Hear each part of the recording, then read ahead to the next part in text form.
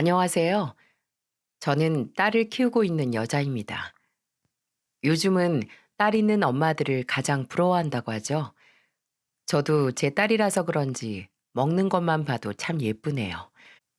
유치원에 들어가고 나서부터는 애교도 늘고 조잘조잘 말도 많아서 정말 너무 예쁩니다.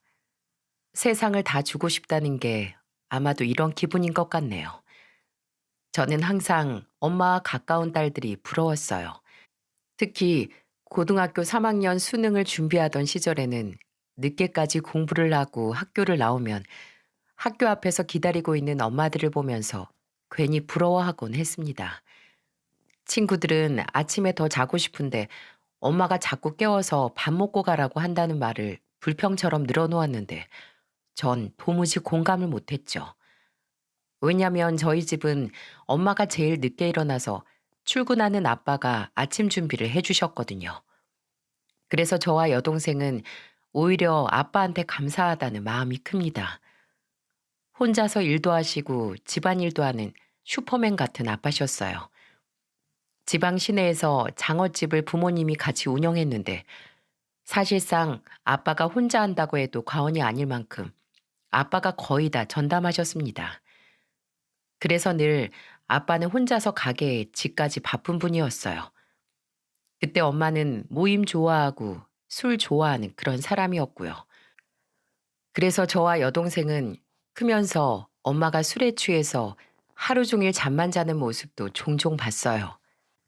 게다가 살던 집이 있는 동네가 시골 동네라서 가끔씩 술에 취해서 동네 입구에 있던 슈퍼 아줌마와 다투는 모습도 종종 목격했습니다.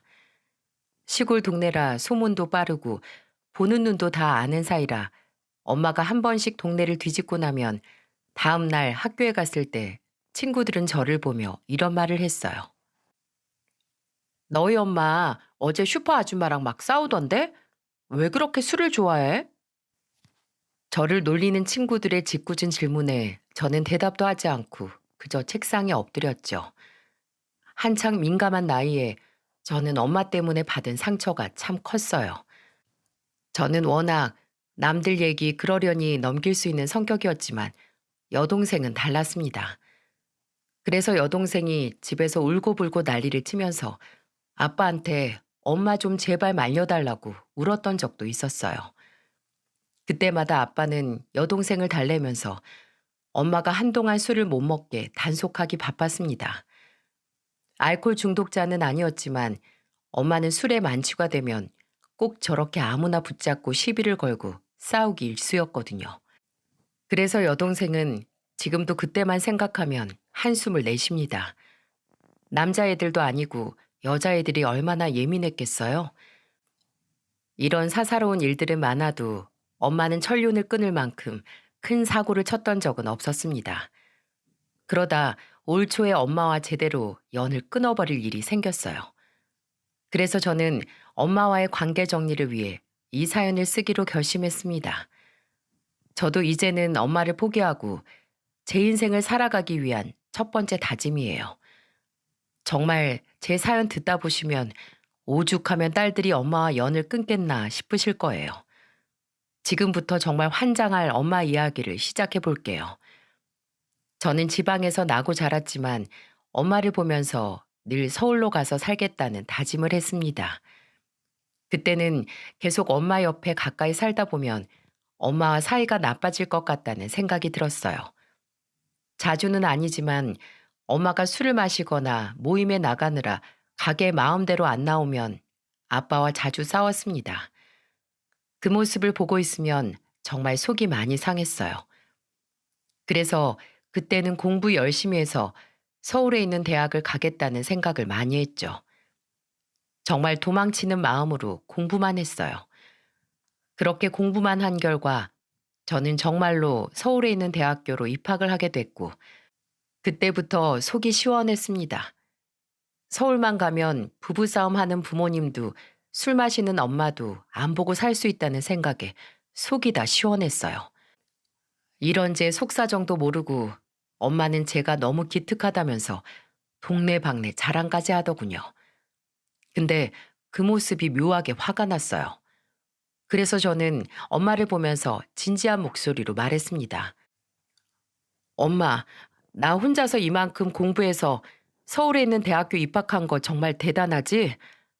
그럼 내가 요즘 우리 딸 자랑하느라 입이 아파. 나도 엄마 아빠가 나 기특하다고 해줘서 너무 좋아. 근데 나 서울로 이제 대학교 다니러 가야 되는데 집 걱정돼서 공부 제대로 못할 것 같아. 아니, 왜?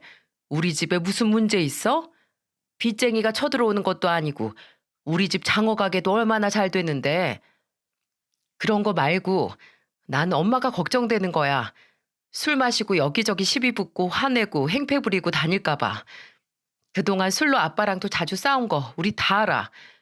나는 엄마가 그놈의 술 좀 안 먹었으면 제발 좋겠어. 뭐? 내가 그 정도로 너한테 스트레스를 주고 있었어? 나는 네가 그런 생각하고 있는 줄은 까맣게 몰랐어.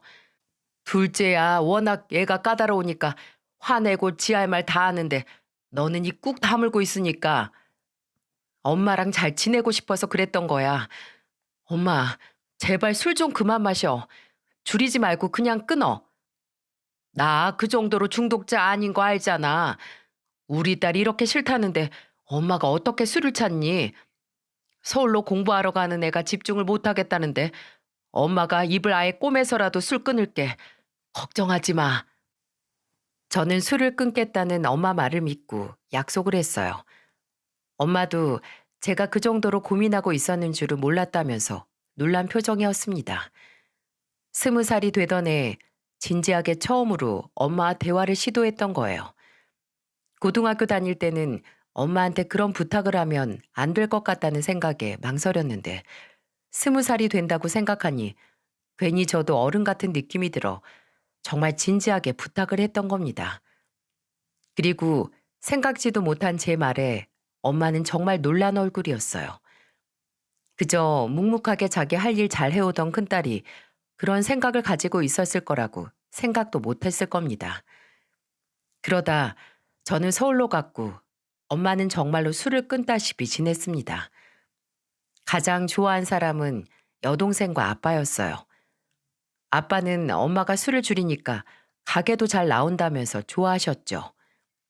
두 분이서 운영하던 장어집은 꽤 규모도 있어서 그동안 아빠가 정말 고생 많으셨거든요. 그 후 저는 서울에서 정말 열심히 공부했고 졸업하고 바로 회사에 취업을 했습니다. 그때는 공부만이 살 길이라 생각했어요. 서울에서 제대로 정착하고 싶은 욕심이 있었습니다. 그렇게 저는 서울의 나름 탄탄한 중소기업에 입사를 했어요. 알뜰살뜰 돈도 모으고 성실하게 제 인생을 꾸려가고 있었죠. 그리고 회사에 다니기 5년 차가 됐을 무렵 직장 동료의 소개로 남편을 만나게 됐습니다. 처음 본 모습이 워낙 헌칠해서 저는 남편을 보자마자 첫눈에 반했습니다. 게다가 대화도 너무 잘 통해서 첫 만남인데도 시간 가는 줄을 몰랐어요. 그래서 남편과 몇 번 더 만나다 자연스레 연인으로 발전했고 저희는 미래를 약속하는 사이까지 됐습니다. 서로 미래에 대한 얘기를 하면서 결혼에 대한 의논을 하다 남편은 이런 저를 보며 진지한 목소리로 이렇게 말을 했어요. 우리 아버지 일찍 돌아가셔서 어머니가 나랑 남동생 혼자 힘들게 키우셨어. 며느리 사랑은 시아버지가 한다는데 우리 집은 어머니가 두 배로 예뻐해 주실 거야. 나 결혼할 것 같다고 하니까 어제 어머니가 막 우시더라. 내가 만나는 여자면 분명 좋은 여자일 거라고 하셨어. 어머님이 당신만 보고 사셨을 텐데 당신 장가 가면 허전한 마음 드시겠다. 우리가 더 자주 찾아뵙자. 그렇게 말해줘서 고마워. 우리 어머니 말대로 내가 신부감 정말 잘 만났네. 남편은 아버지가 일찍 돌아가셔서 시어머님 혼자서 아들 둘을 키워내셨어요. 저는 그때 시어머님이 정말 대단한 분이라고 느꼈습니다. 혼자서 한밭집을 운영하면서 자식들을 키워내신 거예요.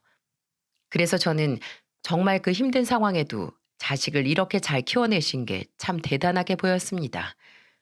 이런 감정이 앞서다 보니 남편의 말에 저는 살면서 혼자 지낼 시어머님을 잘 챙겨드리자고 말했던 거예요. 정말 모성은 위대하다는 말을 그때 느꼈습니다. 듣기로 한밭집은 새벽 일찍 나가서 일을 해야 하고 체력이 많이 드는 일이라고 들었거든요. 제가 결혼할 무렵에도 잘 운영하고 계셨고요. 그러다 이제 양가 부모님을 모셔서 상견례를 하게 됐습니다. 아빠는 시어머님도 한밭집을 한다고 하니까 여자 혼자서 그 가게를 꾸려가면서 아들을 둘이나 키우셨다고 참 대단한 분이라고 감탄을 하셨어요. 그런데 상견례는 정말 의외의 방향으로 흘러갔습니다. 저희 엄마가 워낙 친화력도 좋고 사람 만나는 걸 좋아하는 성격이라 상견례가 끝날 쯤에는 두 분이 더 친해져 있었어요. 분명 처음에는 시어머님과 저희 부모님 서로 결혼에 대한 이야기도 나누고 신혼집과 예물 예단과 같은 평범한 이야기가 오고 갔죠.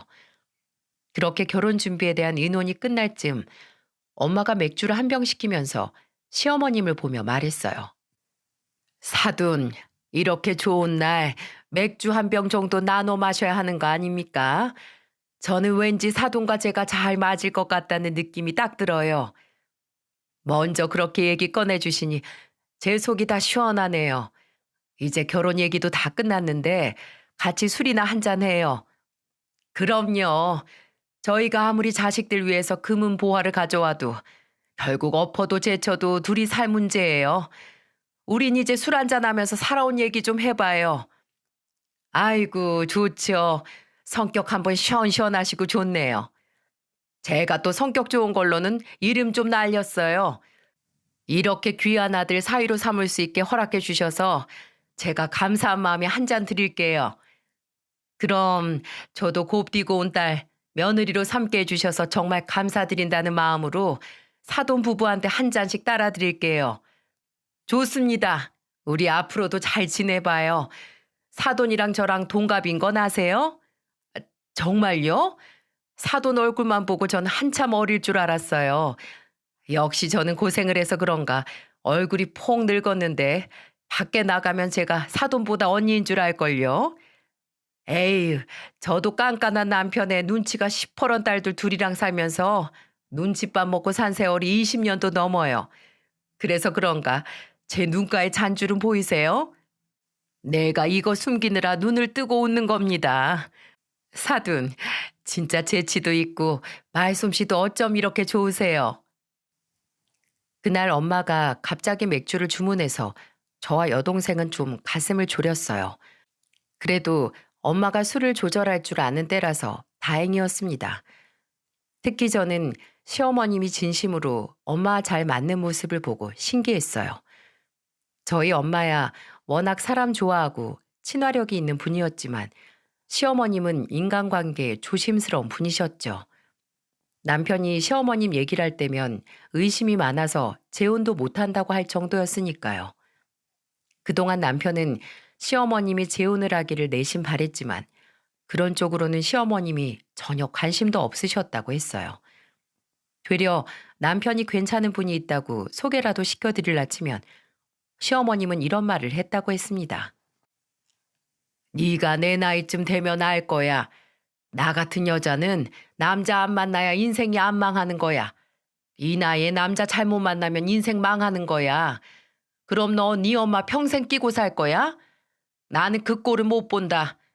그리고 난 남편 필요 없어. 세상에서 사람이 제일 무서운 거야. 가족 말고는 함부로 믿지 말어. 늘 이런 말을 남편한테 해오면서 살았다고 했어요. 사람을 조심해야 한다고 했던 시어머님은 가족이 될 저희 부모님을 보며 마음 편히 가까워지셨다는 생각이 듭니다. 게다가 양쪽 집안이 다 자영업을 하다 보니까 그간의 고충도 서로 비슷했어요. 저는 지금도 그렇지만 상견례 하던 날만큼 어머님이 말씀 많이 하시는 걸 처음 봤어요. 그날 특히 시어머님과 저희 엄마는 거의 중마고우라고 할 만큼 가까워졌습니다. 한 병으로 시작했던 맥주병이 늘어나면서 어머님은 저희 엄마를 보며 말했어요. 정말 우리가 이렇게 만난 것도 하늘이 내린 인연이잖아요. 저는 세상 살면서 이런 인연이 생길 거라고 생각도 못 했어요. 사돈, 우리 서로 번호 교환하고 잘 지내봐요. 나이 들면 사람이 제일 무섭고 만나기 힘든 법인데 이렇게 가족이 친구처럼 지낼 수 있다는 건 축복이에요. 내가 딸 둔 엄마가 주책이라고 할까봐 먼저 번호 달라고 말 못했지 뭡니까? 아, 사돈 성격 좋은 거 보니까 사돈 혈액형 O형이죠? 나 O형이에요. 아유, 우리 대체 잘 맞는 게 몇 갠가요? 서울 올라오면 꼭 저한테 말하세요. 아유, 말해 뭐해요. 지방에 오시면 참새 방앗간 들리듯이 저희 가게 꼭 들리세요. 그날 남편은 시어머님이 저희 엄마한테 먼저 번호를 드리는 모습을 보면서 놀라운 표정을 했어요. 항상 한밭집에서 같이 일하는 분들과만 지냈고 집이랑 식당만 오고 다니는 분이라 적적해 보일 정도였다고 했습니다. 그런데 저렇게 저희 엄마한테 먼저 손을 내밀면서 친해지니까 신기해했죠. 정말 두 분은 상견례 이후에도 서로 안부를 물으며 지냈어요. 결혼하고 나서는 두 분이 서로 집에 놀러 가기도 하면서 지냈죠. 저는 그때 엄마한테 정말 고마웠습니다. 저희 시어머님 며느리가 아닌 같은 여자가 봐도 참 외로운 분이셨습니다. 그래서 제가 살면서 더 자주 찾아뵈려고 노력하려고 했어요. 그런데 엄마 특유의 친화력으로 철옹성 같던 시어머님과 가까워지니까 제가 다 뿌듯했습니다. 결혼 초반에는 가족 여행도 같이 다녔어요. 남편과 결혼하고 처음 맞는 어버이날에 저희는 양가 부모님을 모시고 제주도 여행을 갔었죠. 시어머님이 혼자 계시다 보니 엄마는 무슨 날이 되면 먼저 어머님도 같이 불러서 놀자고 제안을 했어요. 그래서 결혼 후에는 네 가족, 내 가족 할 것 없이 잘 지냈습니다. 제가 결혼 후 6개월 만에 임신을 했을 땐 시어머님이 저를 찾아와서 기쁜 목소리로 이런 말씀을 하셨어요. 아이고, 우리 집에 복덩이가 굴러왔네. 앞으로는 먹고 싶은 거 있으면 다 나한테 말해. 내가 우리 며느리 서울에 있는 엄마다 생각하고 편하게 말해. 서울 엄마가 있으니까 아무 걱정 말고. 정말요? 어머님이 서울 엄마라고 하시니까 저 하나도 겁 안 나요. 뱃속 아이도 중요하지만 산모가 건강해야 되는 거야. 그러니까 첫째도 둘째도 너부터 생각해. 알았지? 네, 어머님 걱정 마세요. 시어머님은 뱃속 아이보다도 제가 더 중요하다며 저를 아껴주셨습니다. 저는 임신을 하자마자 육아휴직을 냈어요. 그래서 그때 시어머님은 늘 반찬을 가져와서 저희 집 냉장고를 꽉꽉 채워주셨습니다. 제가 괜찮다고 해도 늘 양손 가득 들고 오셔서 냉장고를 빈틈없이 채워주셨죠. 반찬도 하나같이 다 제가 좋아하는 것들로만 가져오셨고 손맛 좋은 시어머님 덕분에 입이 호강이었어요. 보통 주변 얘기 듣다 보면 시어머니들은 아들 좋아하는 반찬만 가져오는 분도 있다던데 저희 시어머님은 늘 제가 먼저였습니다. 솔직히 저는 임신 기간에 친정엄마보다도 시어머님이 챙겨준 게 더 많았어요. 친정엄마가 지방에 있어서 그런 거 아니냐고요? 절대 아닙니다. 저희 엄마는 이제 딸 둘 잘 키워서 시집 보냈으니까 눈치 볼 사람 없다고 각종 모임에 다니기 시작했어요. 그래서 한 번은 이런 일도 있었답니다. 친정엄마 여고 동창생 중에 딸이 결혼한다면서 그 결혼식 가겠다고 서울로 올라오셨어요. 그런데 정말 기가 막힌 건 왜 남의 결혼식을 갔다가 술에 만취가 돼서 왔는지 정말 기겁을 했습니다. 결혼식이 끝나고 뷔페를 먹는데 거기서 술을 마시다 술에 떡이 된 거예요. 같이 갔던 엄마 친구들은 이대로 지방까지 못 갈 것 같다고 저한테 전화를 하셨더군요. 그때 저 만삭에 가까울 때였는데 그 무거운 몸을 이끌고 엄마 데리러 갔어요. 엄마는 저를 보자마자 혀가 꼬이는 말투로 아는 척을 했습니다. 아이고, 우리 딸 뒤뚱거리면서 잘 걸어오네. 엄마, 지금 이게 뭐야? 대체 남의 결혼식에서 왜 이렇게 술을 많이 마셨어? 술이 있으니까 마셨지. 없는데 마시겠어? 술은 마시라고 있는 거야. 똑바로 좀 서봐, 좀. 저는 비틀거리는 엄마를 엄마 친구 도움을 받아 겨우 택시에 태웠습니다. 집에 도착해서는 택시 기사님이 도와주셔서 집까지 엄마를 옮길 수 있었어요. 그때 택시 기사님이 진담을 빼셔서 택시비도 더 챙겨드리고 죄송하다는 말과 함께 보냈습니다. 엄마는 저희 집에 오자마자 거실에 대자로 누우셨어요. 진짜 친정엄마가 만삭인 딸한테 이렇게 할 수 있는 건가요? 제가 만삭이 아니더라도 시집간 딸한테 이러면 안 되는 거 아닌가요? 저는 그때 진짜 엄마를 보면서 너무 답답했습니다. 그날 주말이었는데 남편이 하필 출근을 했던 날이라서 저를 도와줄 사람이 없었어요. 그리고 퇴근하고 온 남편이 거실에 있는 저희 친정엄마를 보고 깜짝 놀랐습니다. 그래도 제 남편은 그런 저희 엄마를 보며 싫은 내색 하나 안 했어요. 오히려 저를 보며 이렇게 말하더군요. 장모님 여기까지 어떻게 오신 거야? 당신이 모셔왔어?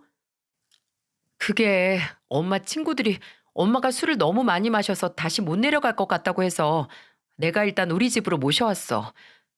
아, 그랬어? 잘했어. 술 많이 취하신 것 같은데 장거리 내려가기 힘드시지. 내가 출근만 안 했어도 내가 갔을 텐데 당신은 몸 괜찮아? 조금 쉬었더니 괜찮아. 오늘 저녁은 내가 할 테니까 당신은 쉬고 있어. 남편은 그 난장판에도 제 걱정을 먼저 하던 사람이었어요. 저는 이렇게 이해해주는 남편이 참 고마웠어요. 그런데 그날 저녁 술이 덜 깬 엄마의 모습은 정말 고개를 들 수가 없었죠. 제가 어릴 때 가장 싫어하던 그 모습으로 일어나 아무 말이나 막 내뱉는 겁니다. 정말 남편 보기가 창피할 정도였어요. 그런데도 남편은 아직 술기운이 있는 엄마를 식탁에 앉히면서 해장을 하라며 다정하게 말했습니다. 그때 할 수만 있다면 쥐구멍에라도 숨고 싶었어요. 엄마는 식탁에 앉자마자 국과 반찬을 보면서 말했어요. 어머, 국은 자네가 끓였어? 네, 오늘 속 아프실 것 같아서 콩나물국 한번 끓여봤어요. 한다고 했는데 오랜만이라서 입에 맞으실지 모르겠네요. 먹어보면 알겠지. 아이고 콩나물 말고 북어 넣고 푹 끓였으면 좋을 텐데. 내가 아주 콩나물로 풀릴 속이 아니야.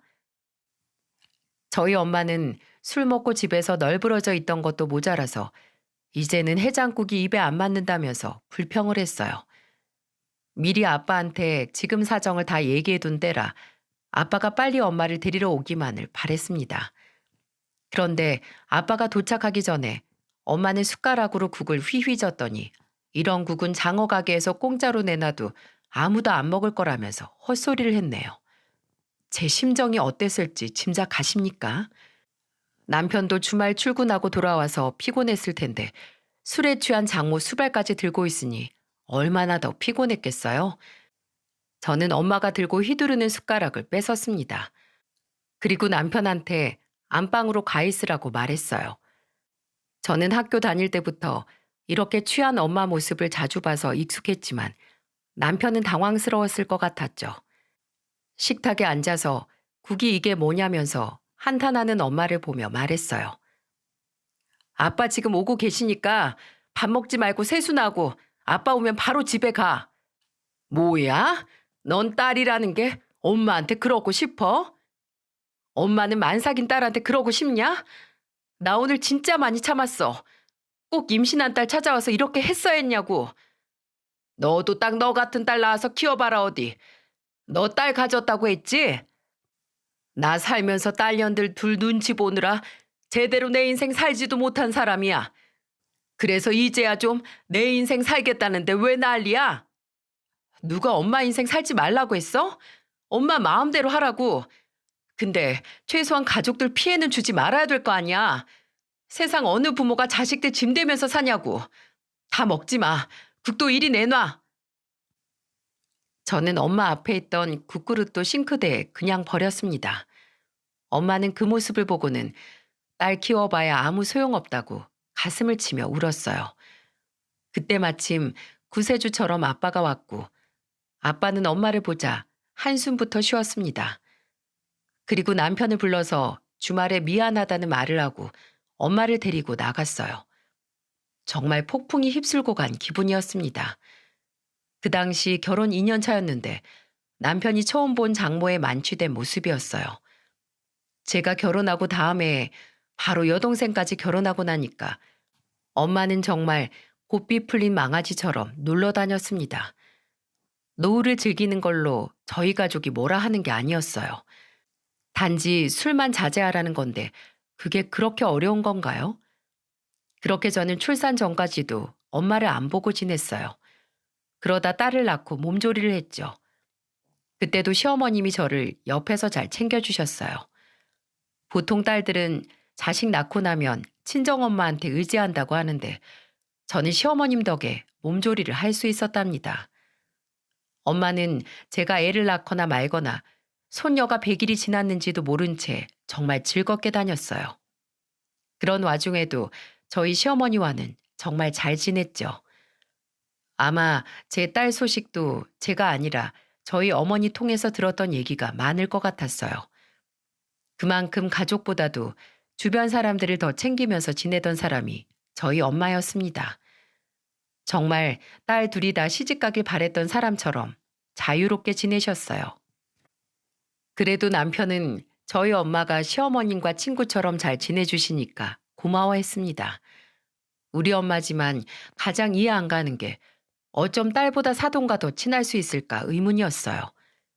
제가 친정엄마와 점점 사이가 틀어지고 있을 때 시어머님은 저를 보면서 이런 말씀을 해주셨죠. 친정엄마 야속해도 너무 미워하지 마. 성격 좋고 좋은 분이셔.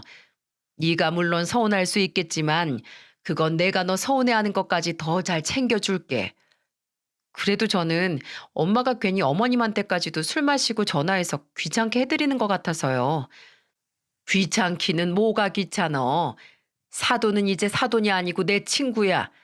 너 결혼하고 나는 며느리에 친구 같은 사돈까지 생겨서 얼마나 좋은데. 그러니까 너무 안 좋게만 생각 말고 좋게 생각해. 친정엄마가 집에만 있는 것도 답답할걸? 네 남편 봐라. 평생 혼자서 일이랑 식당만 다닌다고 얼마나 속 끓였는데. 그러니까 그냥 좋게 생각해. 어머님이 그렇게 생각해 주셔서 정말 다행이에요. 감사드려요. 제가 딸 키우느라 정신 없을 때도 저희 시어머님은 제가 괜한 일로 신경을 쓸까봐 여러모로 잘 대해주려고 노력하셨습니다.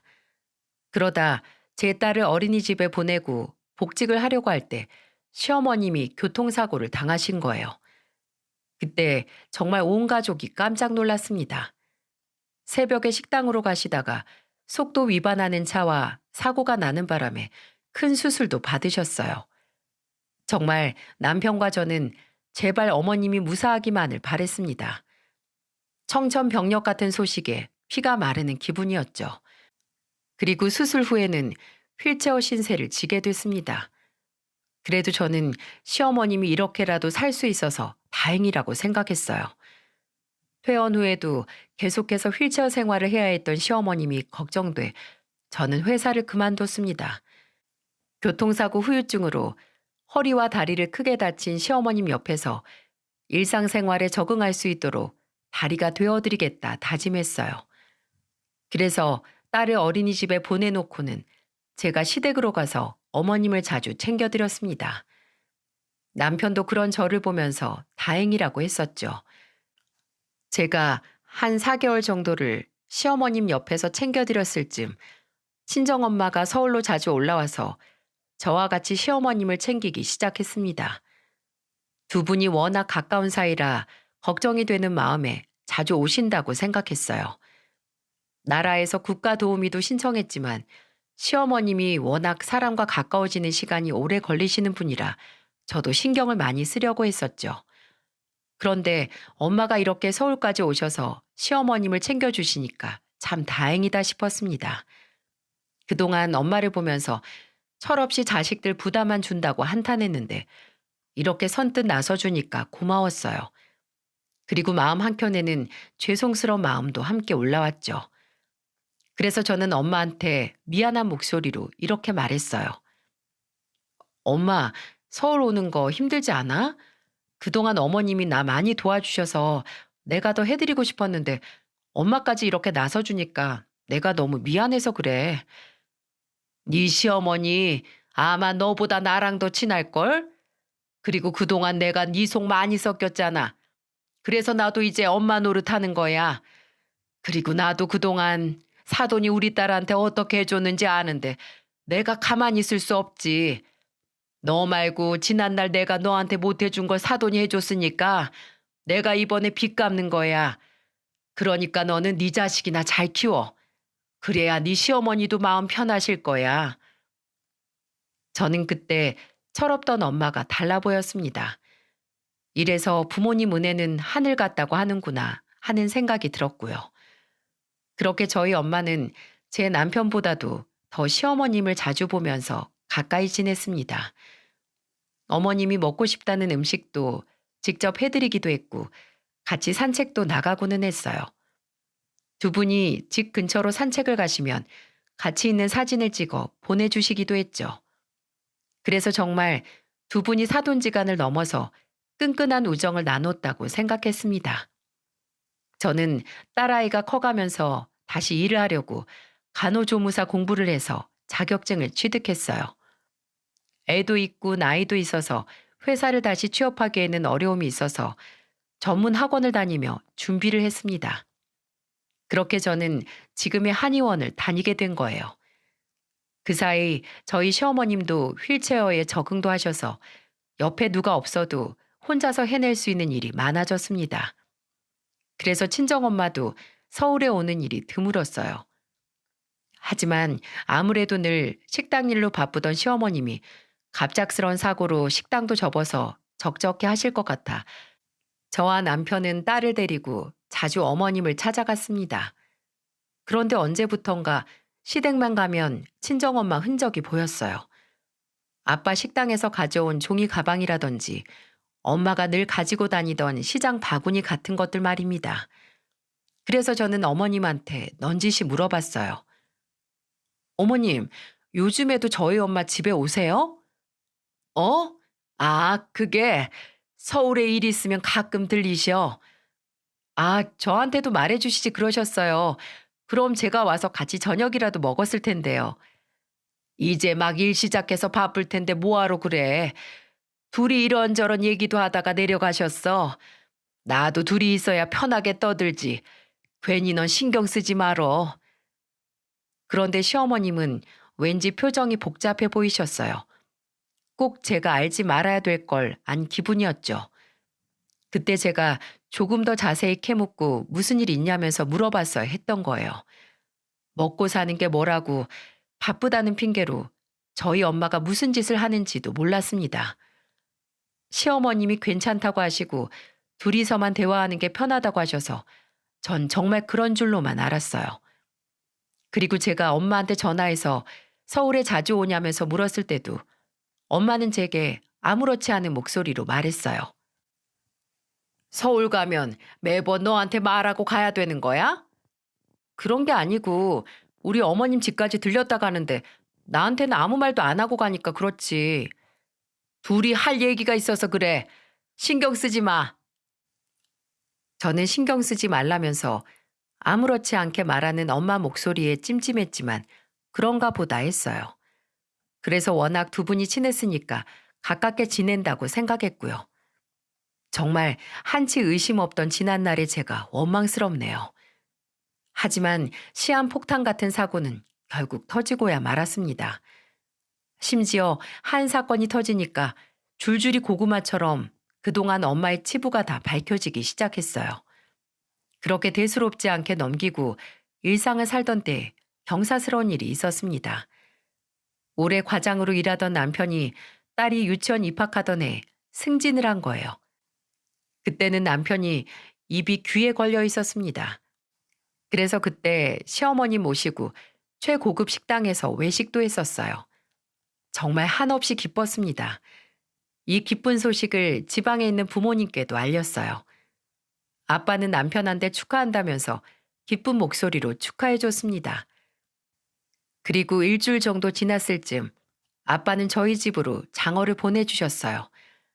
그리고 저한테 기쁜 목소리로 전화로 이렇게 말했습니다.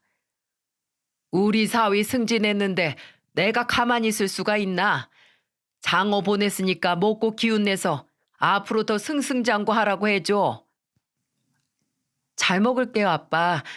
조만간 내려갈 테니까 그때 같이 외식해요. 그래, 그 장어 네 엄마가 보내자고 해서 보낸 거야. 이럴 때 보면 사위 생각 아주 끔찍하게 한다니까. 아, 네 엄마가 바꿔달라고 한다. 사위한테 꼭 말해. 내가 먼저 장어 보내자고 했다고. 아유, 우리 아들이 승진한 것처럼 기쁘다. 수고했다고 전해줘라. 걱정 마. 내가 아주 맛있게 차려주고 꼭 전해줄게. 저는 아빠와 기쁜 전화를 마치고 아빠가 보내준 택배 상자를 열었어요. 그리고 남편 오면 해주려고 주방에서 분주히 움직였습니다. 남편의 승진이 거의 지방 경사였죠. 그런데 그날따라 남편이 늦게 오는 겁니다. 연락 없이 늦을 사람이 아니라 전화를 했더니 잠시 일이 생겼다고 금방 온다는 말만 하고 전화를 끊더군요. 저는 급한 일인가 걱정이 됐어요. 그렇게 몇 시간이 지나고 남편이 들어왔습니다. 저는 남편을 보면서 걱정스러운 목소리로 말했어요. 무슨 일 있어? 우리 엄마가 당신 승진했다고 장어 보내줬어. 다 같이 먹으려고 했는데 당신 기다리다가 우리 딸도 잠들었네. 장모님이 보낸 장어라고? 어, 당신 승진했다고 축하한다고 보내준 거야. 다 식었겠다. 다시 데울게. 잠시만. 됐어. 아, 진짜 짜증나네. 누굴 바보로 하나? 평소 같으면 저희 집에서 보내준 음식을 보고 좋아했을 텐데 그날따라 남편이 이상했습니다. 엄마가 보내준 장어라고 하니까 눈빛이 달라지더니 갑자기 식탁에 올려둔 장어를 들더니 쓰레기통에 전부 쏟아버리는 거예요. 저는 갑작스러운 남편 행동에 너무 놀랐습니다. 그리고 남편은 열이 받은 얼굴로 씩씩거렸어요. 그 모습을 보고 정말 황당한 건 저였습니다. 그래서 저는 남편을 보면서 소리를 지르면서 말했어요. 당신 미쳤어? 우리 친정 무시하는 거야? 나도 당신처럼 똑같이 해볼까? 무시? 진짜 무시한 게 누군데? 이거 들어보고나 말해. 진짜 어떻게 다른 사람도 아니고 우리 엄마한테 그럴 수가 있어. 나 오늘 우리 어머니 전화 받고 하루 종일 심장이 뛰어서 아예 직접 어머니 찾아보고 확인까지 하고 오는 길이야. 당신도 이거 들어보고나 말해. 내가 지금 장모님이 보낸 장어 먹게 생겼는지 등쳐먹을 사람이 따로 있지. 우리 어머니 등을 쳐? 누가 등을 쳤다고 그래. 당신 그동안 우리 엄마가 어머님한테 어떻게 했는데. 당신 승진한 것도 집안일 신경 안 쓰게 해줬으니까 일에만 집중해서 그렇게 된 줄을 모르지?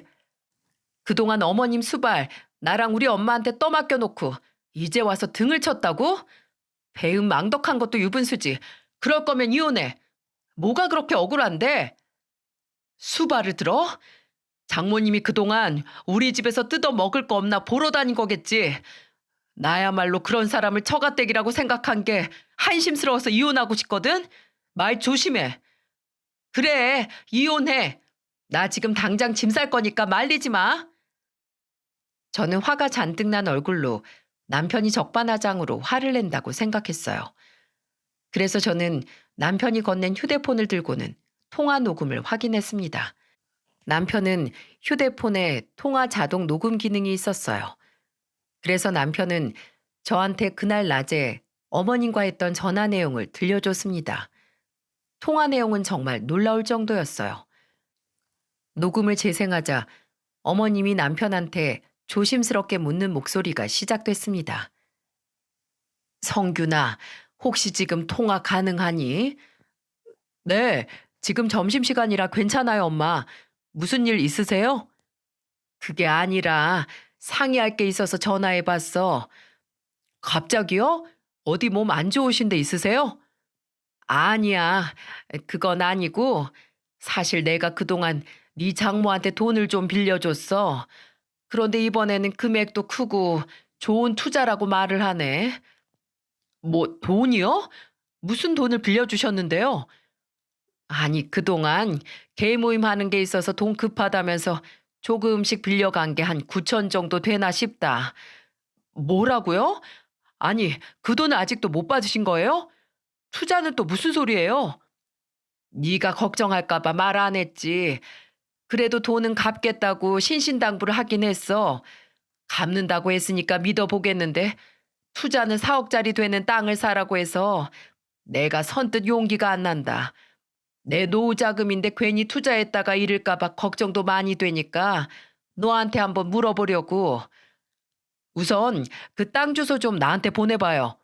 그리고 내가 답변 주기 전까지 절대 돈 보내지 마요. 그냥 고민 중이라고 하고 절대 돈 보내지 마세요. 남편이 들려준 통화 녹음은 충격적이었어요. 그동안 엄마가 시어머님한테 9천이나 되는 큰돈을 빌렸다는 걸 정말 까맣게 모르고 있었습니다. 저는 정말 아무런 의심도 없이 엄마가 시어머님과 잘 지내고 있다고 생각했죠. 이건 친정아빠도 마찬가지였어요. 친정엄마가 모임 다니기 바쁜 사람이라고 생각했을 뿐이지 주변에 피해주고 다니는 사람이라곤 생각 안 했습니다. 그도 그럴 것이 엄마는 동네에서 신뢰가 두텁고 사람들이 많이 따랐어요. 그래서 모임이 있으면 늘 엄마가 모임장이거나 개모임에서는 개주였죠. 모두가 다 엄마를 믿고 모인 사람들이었어요. 제가 녹음을 전부 듣고 뻥쳐 있는데 남편은 제 앞에 종이를 던지며 말했습니다. 장모님이 투자하라던 그 4억짜리 땅 개발 제한구역이더라. 근데 지금 좋은 투자 정보라고 우리 엄마한테 투자하라고 했대. 이 상황에 내가 지금 장모님이 보낸 장어 넘어가겠어? 우리 엄마 몸도 안 좋고 평생 일만 해서 돈만 모은 사람이야. 그런데 지금 걷지도 못하고 몸 불편한 사람한테 9천 떼간 것도 모자라서 4억을 사기칠 생각이 드냐고. 저는 남편의 호통에 유구무원이었어요. 생각지도 못한 날벼락 같은 상황에 저는 당황스러웠습니다. 도무지 정신이 차려지질 않았죠. 남편은 멍하니 종이를 보고 있는 저를 보면서 이렇게 말했어요. 우리 엄마 끝까지 장모님 믿었어. 그래서 그동안 돈 급하다고 할 때마다 돈 보냈고 장모님 단 한 번도 약속된 날짜에 돈 갚은 적 없으시대. 내가 보니까 그 돈 얼추 9천은 되더라. 우리 엄마 평생 돈만 번 죄밖에 없어. 내가 미안해. 우선 내가 좀 알아볼게. 나 당분간 우리 딸 데리고 어머니 집에 가 있을 거야. 당신도 다 알아보고 그때 와서 얘기해. 남편은 이 말만 남겨놓고 정말 딸을 데리고 시댁으로 가버렸어요. 진짜 날벼락이 따로 없더라고요. 너무 어이가 없어서 저는 친정엄마한테 전화를 했지만 받지를 않았어요. 그래서 저는 아빠한테 전화를 했죠.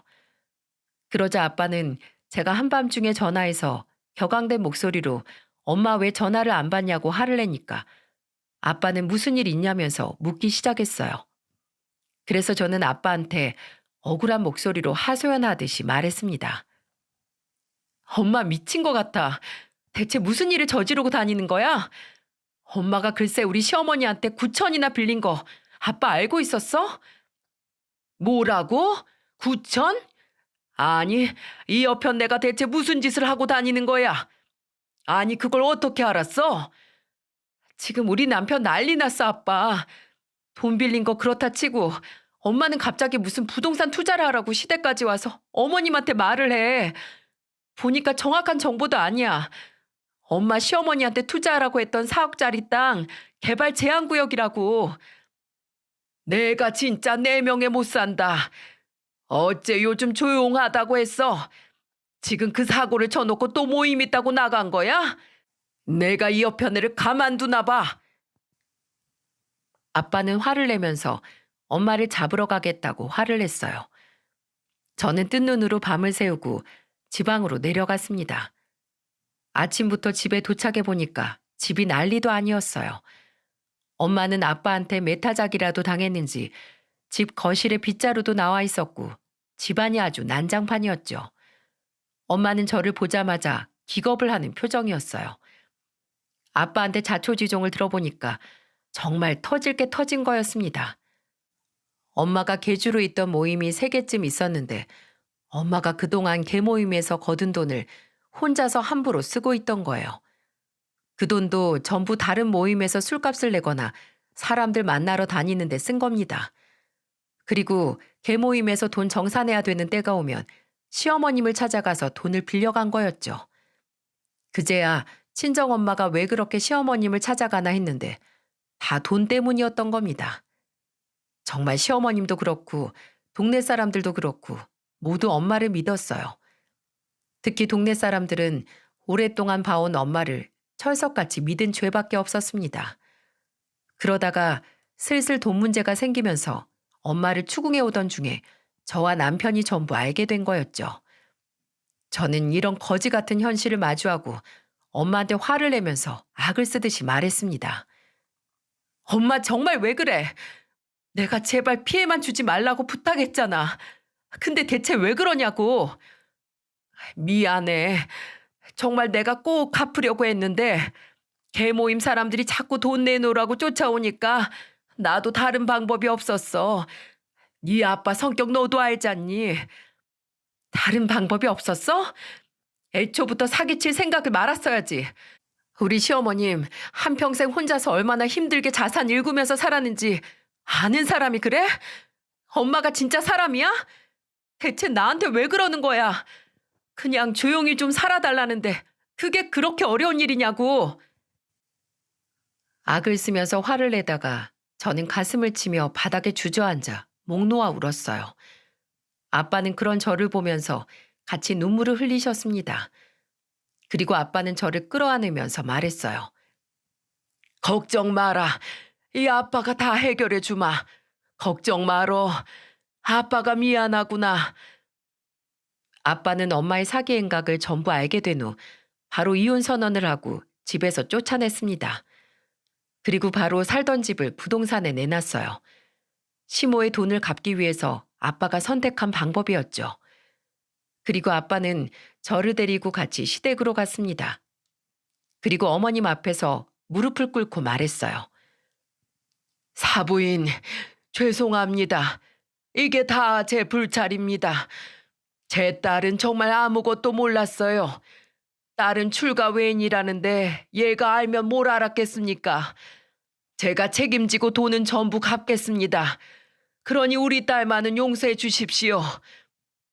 아유, 왜 이러세요, 사돈. 일어나세요. 저는 우리 며느리 원망 안 합니다. 지금 가장 속상하실 게 저보다 2사람일 텐데 이러지 마세요. 시어머님은 무릎을 꿇고 사과하는 아빠를 보면서 말했습니다. 남편은 무릎까지 꿇은 저희 아빠를 보고는 한숨을 쉬며 일으켜드렸어요. 그리고는 아빠를 보면서 이렇게 와줘서 고맙다며 말했죠. 2사람은 말없이 서로를 끌어안았습니다. 저는 그때 남편과 오해를 풀고 집으로 올 수 있었어요. 하지만 한번 부부 사이에 신뢰가 금이 가니까 다시 채우기는 힘들더라고요. 아빠는 정말 집을 판 돈으로 시모 돈을 갚았어요. 정확히 9,370만 원이었는데 아빠는 돈을 이체해드리고 한 번 더 시어머님을 찾아가 사죄했습니다. 그날 이후 아빠는 엄마와 이혼을 하고 따로 방을 구해서 살고 계세요. 엄마는 결국 그동안 여기저기 빌린 돈을 막지 못하고 빚쟁이한테 쫓기는 신세가 됐습니다. 그때 저는 혹시나 엄마가 또 시어머님을 찾아갈까 봐 겁이 나 어머님 핸드폰에서 엄마 번호를 아예 차단을 해버렸죠. 저랑 아빠는 번호도 아예 바꿔버렸고요. 남편은 이루 말할 것도 없이 차단을 한 상태였습니다. 그러자 얼마 뒤 빚을 갚지 못한 엄마는 교도소에 수감되고 말았어요. 사람들의 믿음을 배신한 최후였죠. 정말 제 친엄마지만 아직도 원망스럽고 한심스럽습니다. 그 와중에도 시어머님은 저를 따로 찾아와서 이런 말을 하시더군요. 네 잘못 없다. 사돈이 전부 돈도 갚았고 나는 부동산 투자도 안 했잖아. 그러니까 걱정 마. 우리 며느리 밝고 착했던 모습 어디 가고 아주 풀이 잔뜩 죽었네. 우리는 변한 거 없다. 이제 더 잘 지내보자꾸나. 이런 말씀을 하시고 저를 꼭 안아주시는데 저도 모르게 눈물이 났습니다. 저는 죄를 갚는다는 마음으로 더 잘해드리며 지내고 있습니다. 남편과도 다시 관계를 회복하고 아이 키우며 지내고 있어요. 예전만큼 신뢰를 회복하려면 시간이 좀 걸리겠지만 이것도 다 제 몫이라고 생각합니다. 옛말에 부모가 온효자 되어야 자식이 반효자 된다라는 말이 있듯이 부모의 성품과 행실이 자식한테도 이어진다고 생각해요. 제가 이런 사연을 쓴 것도 돈만큼 귀중한 가족에 대한 경각심을 알리고 싶어서 쓰게 됐습니다. 지금은 안 보고 사는 엄마지만 엄마 때문에 저와 아빠는 밑바닥을 경험했네요. 앞으로도 저와 남편은 엄마가 지은 죄를 갚는 마음으로 살아야겠죠. 이제는 과거가 아닌 앞만 보면서 살기로 다짐했습니다. 돈보다 귀한 가족을 위해서 말입니다. 사연 듣는 구독자 여러분들도 돈보다 귀한 가족들 챙기며 행복하시길 바라겠습니다.